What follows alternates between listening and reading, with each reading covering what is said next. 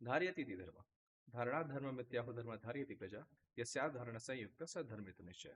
नमस्कार मित्रों, कैसे हैं आप लोग? उम्मीद करता हूँ आप सब अच्छे होंगे। मैं हूँ आपका मित्र द लॉजिकल स्टोरी टेलर। तो चलिए महाभारत की कथा को आगे बढ़ाते हैं।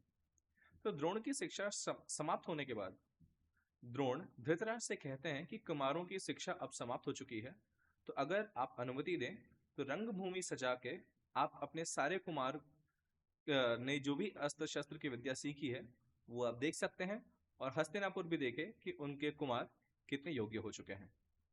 तो ये सुन के सब मान जाते हैं और रंगभूमि सज जाती है। इसके बाद सारे पांडव और कौरव एक एक करके अपना अस्त्र कौशल दिखाना शुरू करते हैं। जब सबके अस्त्र कौशल दिखाना समाप्त हो जाता है तो अंत में द्रोणाचार्य अर्जुन को बुलाते हैं और अर्जुन अपना अस्त्र कौशल दिखाना शुरू करते हैं। वो एक एक करके अपने दिव्य अस्त्र जैसे आग्नेयास्त्र, वरुणास्त्र, वायव्यास्त्र और पारजन्य अस्त्र जैसे और भी अस्त्र शस्त्र का कौशल दिखाते हैं। इसके बाद वो अपने हाथ की फुर्ती दिखाना आरंभ करते हैं। ऐसा लिखा हुआ है कि रंगभूमि के चारों ओर एक लोहे का सुअर जैसी एक आकृति बनी हुई थी जो चारों तरफ बहुत तेजी से चक्कर लगा रही थी, जिसका मुंह बहुत थोड़ा सा खुला हुआ था। उस छोटी सी सुराख में अर्जुन ने एक साथ 5 तीर मारे, और वो तीर ऐसे मारे कि वो आपस में सटे हुए भी नहीं थे और हल्की सी डिस्टेंस पे थे और चारों उसके मुंह के अंदर गए थे। फिर ऐसे ही एक जगह एक गाय की सींग एक रस्सी से लटक रही थी, जिसमें अर्जुन ने उस गाय की सींग के छेद में लगा के एक बार में 21 तीर मारे, और वो सारे तीर उसके अंदर से निकले, लेकिन सींग अपनी जगह से हिली भी नहीं। ये लेवल का प्रिसीजन और एक्यूरेसी अर्जुन अटेन कर चुके थे, जिसको देखने के बाद वहां के हस्तिनापुर के सारे जो नागरिक थे वो बड़े हर्षोल्लास के साथ अर्जुन का जय जयकार करने लगे। अब जैसे ही ये शांत होता है, उस समय रंगभूमि में कर्ण का प्रवेश होता है, जिसको द्रोणाचार्य की आज्ञा से द्वारपाल आने देते हैं। इसके बाद दुर्योधन आके उसको गले लगाता है। यहाँ पे कृपाचार्य उसका परिचय पूछते हैं, जिसके बाद कर्ण के पिता अधिरथ आते हैं और भीम उनको टॉन्ट मारता है कि अच्छा तुम सारथी पुत्र हो तो जाओ पहले रथ हाँको। ऑल्दो इस चीज पे जो डिटेल्ड वीडियो है मैंने पहले भी बनाया था, तो आप ऊपर दिए हुए लिंक पे क्लिक करके देख सकते हैं। खैर, अब लोग कहते हैं कि कर्ण की इंसल्ट करना यहाँ पे गलत था, परंतु आप जरा इमेजिन कीजिए कि ये हस्तिनापुर के कुमारों की रंगभूमि है, जहां पे कर्ण ऑल्दो उनका गुरु भाई है लेकिन है तो हस्तिनापुर का कुमार नहीं ना, लेकिन फिर भी द्रोणाचार्य उसको आने देते हैं। और अब वो ऑल ऑफ अ सडन आके अर्जुन को इंसल्ट करना शुरू करता है कि तुमने इसमें इस जो कर दिया इसमें कौन सी बहुत बड़ी बात है, खुद को बहुत ज्यादा वीर मत समझो, ये सब मैं भी कर सकता हूँ। और उसके बाद फिर वो अर्जुन के साथ युद्ध करने की और उसको मारने की इच्छा प्रकट करता है। अब ये सब सुन के पांडव क्यों शांत बैठेंगे? उनके कोई भाई की वहां बेइज्जती कर रहा है। और हम ये ऑलरेडी जानते हैं कि कर्ण द्रोण का शिष्य था, और कर्ण पहले से इन लोगों का दुर्योधन का साथ लेके अपमानित करता था। तो पांडव और कर्ण में वैसे ही एनिमोसिटी पहले से थी। अब इसके बाद दुर्योधन जब ये देखता है कि कृपाचार्य के पूछने के बाद कर्ण जो है एम्बैरेस फील कर रहा है और भीम उसको टॉन्ट मार रहा है, तो दुर्योधन जाके कर्ण को अंग देश का राजा बना देता है। अच्छा, अब ऐसा नहीं है कि दुर्योधन ने रैंडम किसी देश का उसको राजा बनाया हो। अंग देश शुरू से ही सूतों का ही देश था, जहां पे कर्ण का पालन पोषण हुआ था, और कदाचित हस्तिना के प्रोटेक्शन में आता था, क्योंकि दुर्योधन ने जब ऐसा किया तो भीष्म, द्रोण, धृतराष्ट्र, विदुर या अन्य किसी भी एल्डर ने इसका विरोध नहीं किया था। खैर, रंगभूमि का दिन समाप्त होता है और द्रोणाचार्य अपनी गुरु दक्षिणा के लिए कुमारों से कहते हैं कि तुम लोग जाओ और द्रुपद को हराकर मेरे पास बंदी बनाकर ले आओ। इसके बाद दुर्योधन, कर्ण, युयुत्सु, दुशासन एटसेट्रा ये सारे पांचाल देश पर आक्रमण करते हैं। अब जब द्रुपद को ये पता चलता है तो द्रुपद उसका काउंटर शुरू करते हैं। ऑल्दो द्रुपद की उम्र थोड़ी हो चुकी थी, परंतु द्रुपद फिर भी बहुत शक्तिशाली थे और पांचाल देश बहुत शक्तिशाली देश था। ऐसा लिखा हुआ है कि द्रुपद की गति इतनी ज्यादा तीव्र थी कि कौरवों को ऐसा लगने लगा कि द्रुपद एक ही मोमेंट पे मल्टीपल जगह हैं। इतनी तेजी से वो मूव करके वो तीर चला रहे थे। इस फुर्ती के साथ युद्ध शुरू करते हैं और एक एक करके कौरव परास्त होना शुरू होते हैं। बीच में कर्ण के साथ भी युद्ध होता है और द्रुपद कर्ण को अपने तीरों से इतना शत विशत कर देते हैं कि कर्ण वो रथ से कूद कर भाग जाता है। यहाँ पर जब कर्ण को पहली बार अपना अस्त्र कौशल दिखाने का एक्चुअल मौका मिला तो वहां से वो पलायन कर गया था। इंटरेस्टिंग बात यह है कि द्रुपद से युद्ध करने लिखा है कि शकुनी भी गया था, जैसा आप स्क्रीन पर देख सकते हैं। अब मेरे यहाँ पे मेरे मन में एक सवाल आता है कि ऐसा तो नहीं कि शकुनी भी द्रोणाचार्य से कुछ शिक्षा ग्रहण किया था। ये मैं इसलिए कहता हूँ क्योंकि ये द्रोणाचार्य ने गुरु दक्षिणा मांगी थी, तो गुरु दक्षिणा में उनके सिर्फ शिष्य ही जाएंगे, जैसा कि हम देखे हैं। और ये भी हम जानते हैं कि द्रोण से दुनिया भर के और अलग अलग राज्य के लोग उनसे शिक्षा ग्रहण करने आए थे। ऑल्दो कहीं भी महाभारत में एटलीस्ट अभी तक जहां तक हमने स्टोरी कवर की है, वहां पे कहीं भी ये नहीं लिखा है कि शकुनी उनका शिष्य था। परंतु ये सब देख के मुझे ये बहुत ज्यादा इम्पॉसिबल भी नहीं लगता है। बट अगेन मैं आप लोगों से बोलूंगा कि अगर आप लोग को इसके बारे में कहीं कोई भी एक रेफरेंस या ऐसा कुछ भी मिलता है तो कमेंट में जरूर अगर मुझे बताइए। खैर, तो कौरव कर्ण सहित परास्त हो जाते हैं, जिसके बाद पांचों पांडव द्रुपद पर आक्रमण करते हैं। अब एक पॉइंट ऐसा आता है जहां पे कि सब लोग युद्ध कर रहे हैं और भीम अपने पूरे रण रूप में द्रुपद की सेना का संहार आरंभ करते हैं। अब ये जब होता है तो अर्जुन जो है भीम से कहते हैं कि भैया इन्होंने हमारा कुछ नहीं बिगाड़ा है, तो इनका जितना हो सके इनका वध मत कीजिए। हमने यहाँ पे आक्रमण सिर्फ गुरु दक्षिणा के लिए किया है, तो बस उधर ही फोकस करते हैं। अब इस युद्ध के मैदान में जब सब लोग एक दूसरे को मारना चाहते हैं और हर तरफ से आपके ऊपर अटैक हो रहा है और उस समय प्रोबेबली आपके ऊपर सैकड़ों तीर के घाव लग चुके हैं और कितनी चोट लग चुकी है, तो ऐसी सिचुएशन में इतनी स्थिर बुद्धि रखना और ये क्लैरिटी के साथ समझना कि आपका टारगेट क्या है, क्या सही है और क्या गलत है, और युद्ध में अपने क्रोध पे काबू रखना, ये एक बहुत बड़ा गुण अर्जुन का उस समय देखने को मिलता है। इनफैक्ट उनका एक और गुण देखने को मिलता है जिसको हम एम्पैथी कहते हैं, क्योंकि वहां पे वो ये कहते हैं कि इन्होंने तो हमारा कुछ नहीं बिगाड़ा है। मतलब वो ये कहना चाह रहे हैं कि यहाँ पे तो द्रौपद की आर्मी के पॉइंट ऑफ व्यू तो हम अग्रसर है ना, बिकॉज हमने पहले आक्रमण किया है और हम ये सिर्फ गुरुदेव की आगे के लिए कर रहे हैं और वो तो खुद को डिफेंड कर रहे हैं, तो उनकी तो यहाँ पे गलती भी नहीं है। इसलिए हमें जितना कम से कम डैमेज में पॉसिबल हो हमें द्रुपद को बंदी बना के ले चलना चाहिए। और भीम भी यहाँ पे अर्जुन की बात, अर्जुन छोटे हैं उनसे, लेकिन फिर भी भीम शांति के साथ अर्जुन की बात सुनते समझते हैं और फिर वहां पे संघार को रोक देते हैं। खैर, इस चीज के बाद अर्जुन जो है द्रुपद को फाइनली बंदी बना लेते हैं और वो फिर द्रोणाचार्य के पास ले आते हैं। द्रोण द्रुपद को पिछले दिन की बात याद दिला के कहते हैं कि अब तुम मित्रता करना चाहोगे, परंतु तुम तो आज मेरे शिष्यों के बराबर भी नहीं हो। लेकिन इसके बाद द्रुपद कहते हैं कि चिंता ना करो मित्र, मैंने ये बस तुम्हें एक शिक्षा देने के लिए किया था। ये कह के वो द्रुपद से आधा राज्य तो ले लेते हैं और कहते हैं कि मैं तुमसे आधा राज्य ले रहा हूं ताकि हम दोनों बराबर हो जाएं। इस तरीके से गंगा के जो दक्षिण दिशा का भाग रहता है वो द्रुपद को सौंप देते हैं, जहां पे उपप्लव्य की स्थापना होती है, और उत्तर का भाग द्रोण अपने पास रख लेते हैं। ये खैर ये सारी चीजें खत्म।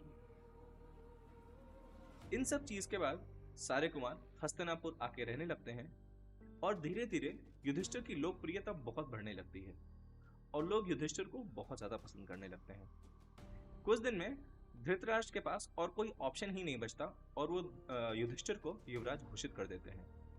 ये देख के दुर्योधन बहुत ज्यादा मात्सर्य की भावना से ग्रसित हो जाता है और सोचता है कि द्रुपद के इंसिडेंट के बाद तो ये क्लियर हो गया है कि युद्ध में पांडवों को हराना असंभव है और जितना लोग युधिष्ठिर को पसंद कर रहे हैं, मेरे राजा बनने का चांस हर दिन कम होता जा रहा है। तो फिर शकुनी, दुर्योधन, दुशासन और कर्ण ने मिलके ये सलाह मशवरा किया और ये डिसाइड किया कि पांडवों को कुंती सहित धोखे से मार देना चाहिए। यही एकमात्र रास्ता है जिससे दुर्योधन को राज मिल सकता है। अब दुर्योधन फिर धृतराष्ट्र के पास जाते हैं और कहते हैं कि आप किसी भी तरीके से इनको वारणा मत भेज दीजिए, क्योंकि अगर आपने नहीं भेजा तो जो सिचुएशन है उस हिसाब से तो राज्य हमारे हाथ से निकल जाएगा और हम कुछ कर भी नहीं पाएंगे। धृतराष्ट्र यहाँ पे कहते हैं कि ये मुझे भी लग रहा था पुत्र, परंतु डर लगता है कि कहीं अगर भीष्म या किसी अन्य द्रोण, कृप या विदुर को पता चला तो वो हमारा विरोध कर सकते हैं। अब दुर्योधन यहाँ पे बहुत चालाकी से एक बात कहता है जिसका एक समरी मैं आपको बताता हूँ। तो दुर्योधन कहता है कि आप चिंता मत कीजिए, इस समय भीष्म के लिए कौरव और पांडव, मतलब हम और पांडव एक समान ही हैं, तो वो पक्षपात इस समय तो बिल्कुल भी नहीं करेंगे।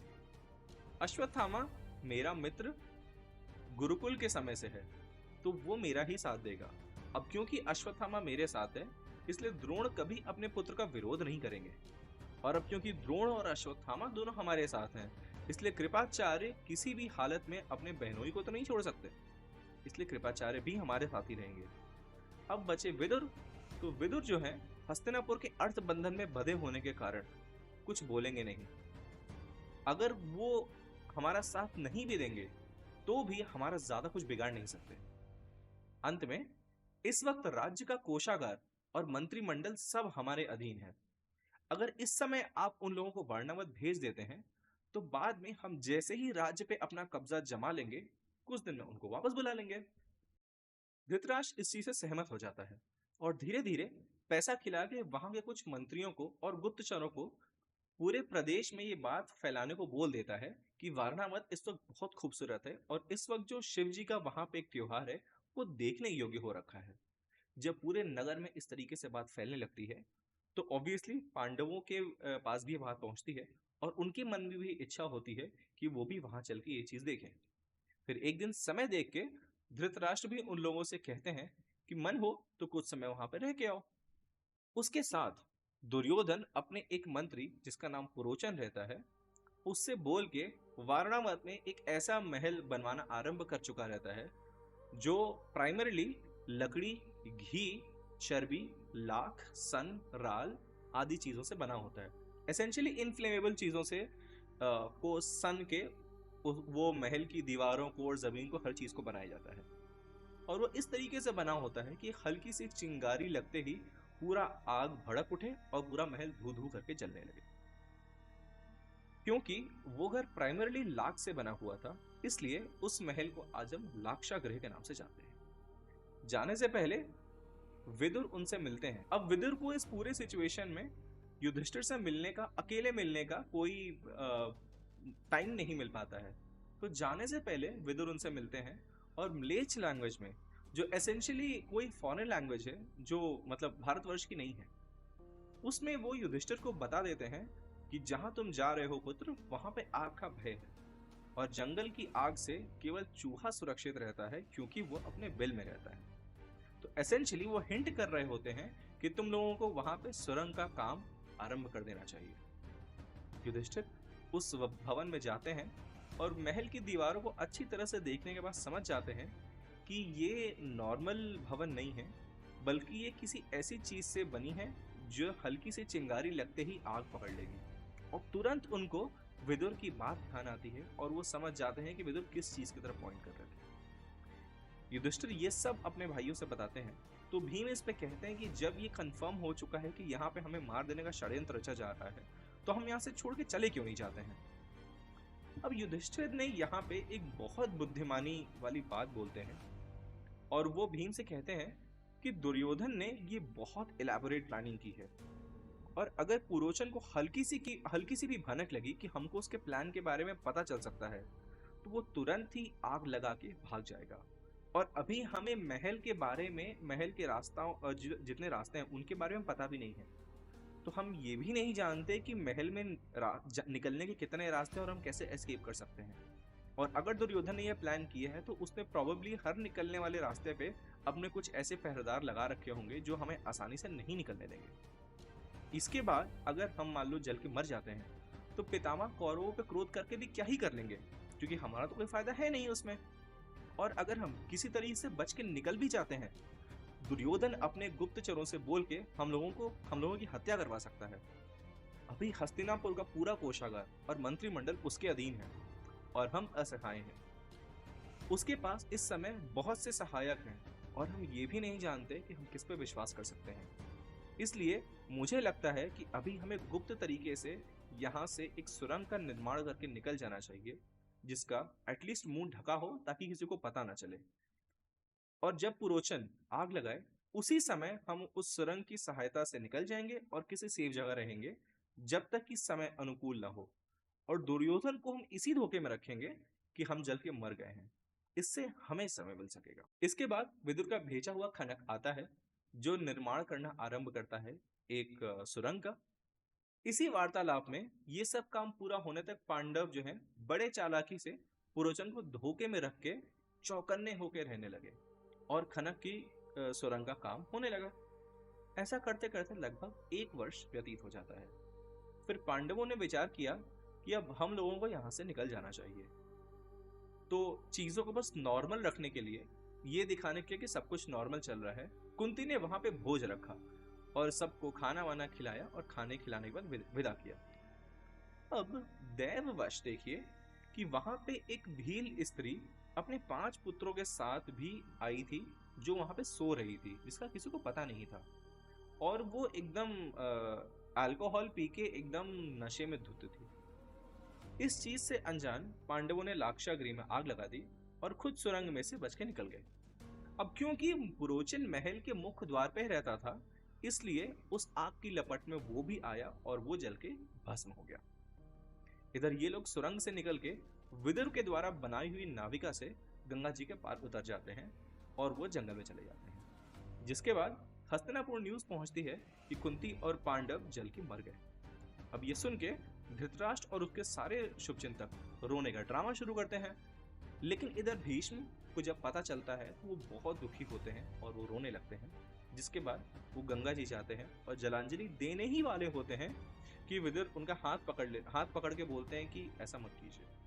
फिर भीष्म पूछते हैं क्यों, क्या हो गया?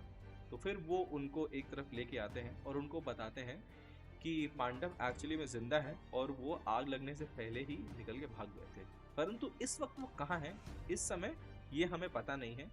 तो मुझे लगता है कि यही उचित होगा कि अभी आप जलांजलि ना दें और वेट करें उनके वापस आने का। तो चलिए आज के लिए इतना ही।